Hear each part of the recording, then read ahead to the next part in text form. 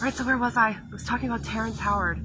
So Terrence Howard thinks there's no such thing as gravity, and while that might be completely nuts, we shouldn't make fun of him online because that's just nuts. Also, like, we don't make fun of people. I hate that people make fun of people now. I'm like, if you're out there making fun of people right now, then you're on the left, okay? This is the bad side, okay? Don't make fun of people, no matter who they are. Treat everybody with kindness and intelligence. If you can't treat them with kindness, treat them with intelligence, with kid gloves, okay? So Terrence Howard said that, and I was like, that's really interesting, and I came up with an analogy for it, because it crossed my mind too before. I was like, it's just so weird that there's such a thing as electromagnetism, which makes sense in every single way. It makes a lot of sense. And then we have like all these breakdowns of different names and stuff like that. In the end, it's all just noise. So I was thinking about that, and then I was looking up Aristotle, because I was trying to prove that scientists can make mistakes, because they can, and they do, like a lot. And it takes years sometimes. One thing lasted for 2,000 years. I think it was the bile thing. So it lasted for like 2,000 years. I just made another video. So this is like a thing where people are sure about stuff for thousands of years, and then they find out later on that they're not. Another thing is with germs. People were really not ready to believe that there was such a thing as germs, and they also always believed that things could spontaneously come to life by themselves, which was an interesting kind of twist to the story. I'll let you guys, if you're interested in stuff, think about that on your own. But they're talking about Aristotle's geocentric model, which means that the Earth is in the center of the universe. And they say that he used pure logic alone and used circular reasoning. And for some reason, like, I looked at his thing that said, and he used circular reasoning, and it was like, you know how they do that thing where they like do a close-up on something, like where you're having a realization? Duh. And I'm like, that's weird. So I wanted to know what he really said, and he said a lot more, and it was like a lot of it was based on observation. So that .org was totally wrong, and I was really mad about it, because like, people read things and they want the people to get it right.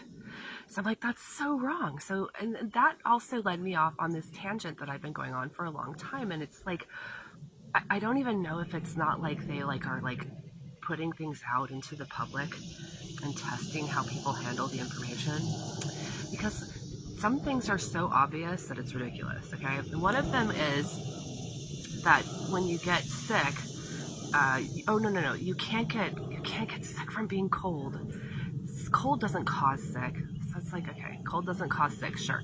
And then you look at the way that they break it down, and it's like, cold doesn't cause sick, but sickness that lives in your body is brought out of you when your body is cold, because your body gets your immunity like drops because of coldness.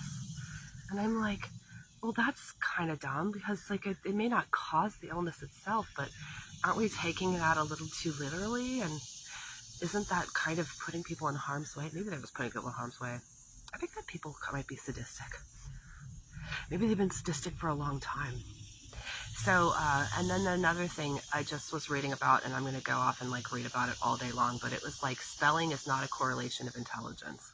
So it's not correlated with intelligence. And because like, I've known people who can't spell, and it drives me crazy. Because like, I have an aptitude for that, and I want to think that I'm smart. No matter what, I'm going to think that about myself. Okay? So I'm like, how is this true?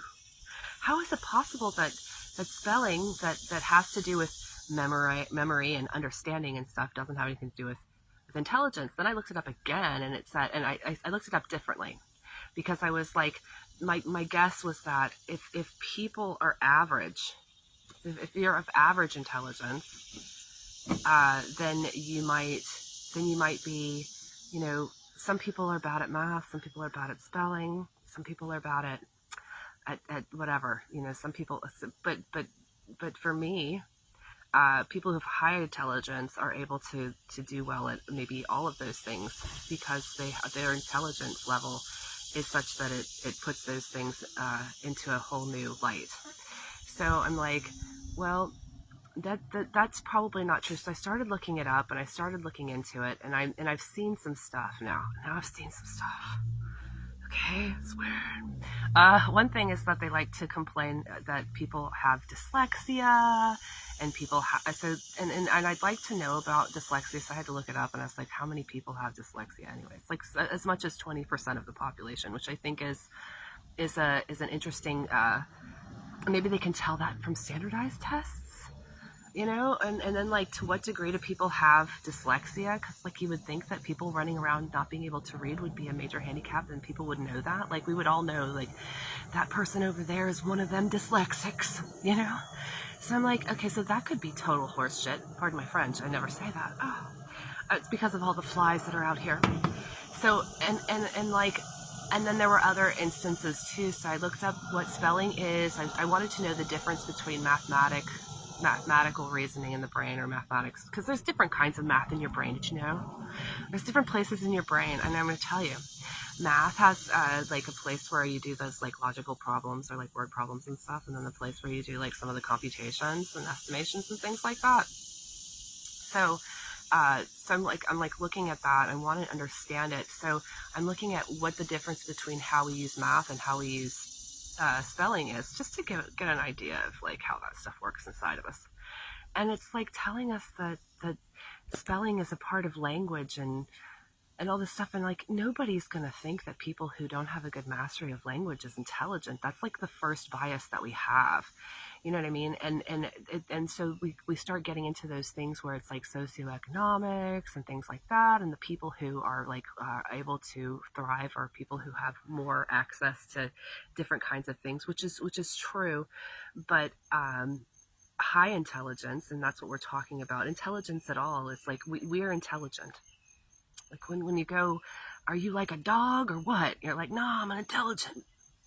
So intelligence is we've got it. We own that stuff.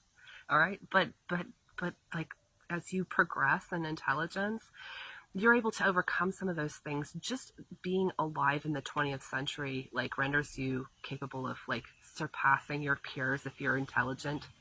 You go to class. I mean, like, how bad would your home life have to be for you to be a highly intelligent person and fail to thrive in any way? Like you would have to think that was really just a terrible, just like a terrible thing. And it starts to become like, it opens up a can of worms that I just can't let go of. Like people and intelligence, and their new biases and their new false assumptions, like that people who are smart can perform better at criminal activity. When yeah, sure, it happens sometimes, but very often it's people who aren't very smart because they know that it's going to cost you in the end. All of these things like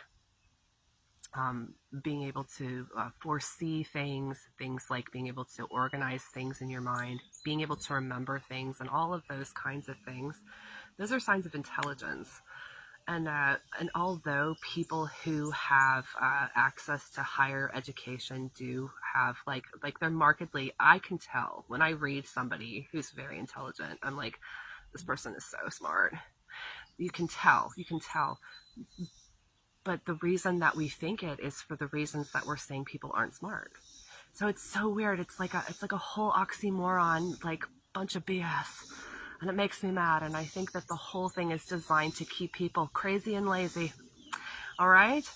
Like if you're me, you're a crazy. And everybody else is like, hey, you're such a weirdo. All right, so that was my soapbox for today. I have to do this kind of stuff because I want people to stop. There are other biases, and one of them is that there's like there's like a whole group of people who are white. What's the word that they call white people? What's that thing that everybody be calling white people? I didn't say that on purpose. I'm so sorry. What do they call white people? Privileged people who are lucky enough to have like an opportunity in this world. It's like such, nobody had more opportunity than the people in the last 70 years in all of history. So, it's just like they're designing this so that they can keep you in the position where they're like, this is what this is really like. Wait until they switch up on you and tell you that this is what this is really like.